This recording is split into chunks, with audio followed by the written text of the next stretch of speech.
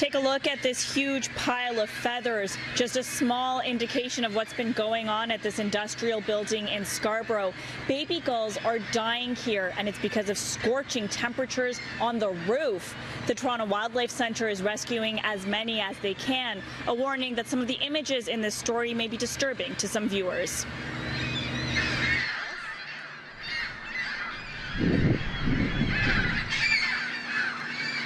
Feathers litter the empty parking lot. The few cars in it are filthy with feces. They're nesting on the roof of the Scarborough building, and up there, it's just too hot.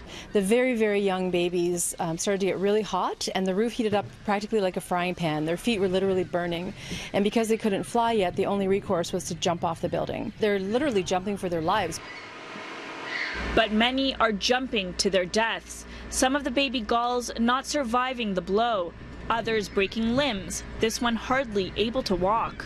The ground was just littered with dead babies, which is very upsetting, and there's still some of them that are dying out there. So it's a hard situation for everybody, for sure. So far, Toronto Wildlife Centre has rescued more than 300 of these baby gulls, and with scorching temperatures not going away anytime soon, they're not sure how much longer they'll be taking them in.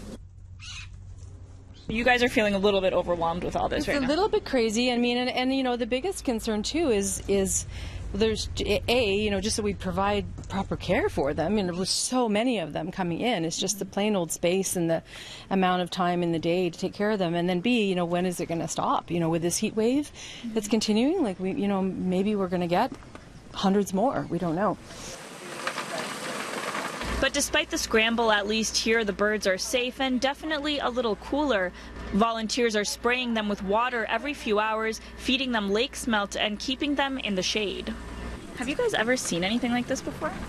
We've seen things like this in much smaller numbers, where we've had sort of a dozen babies jump off a roof. But this is a particularly large colony. It's a particularly long heat wave, and it's also at the time in the development of these babies when they are very, very young and they really can't sustain these kind of temperatures.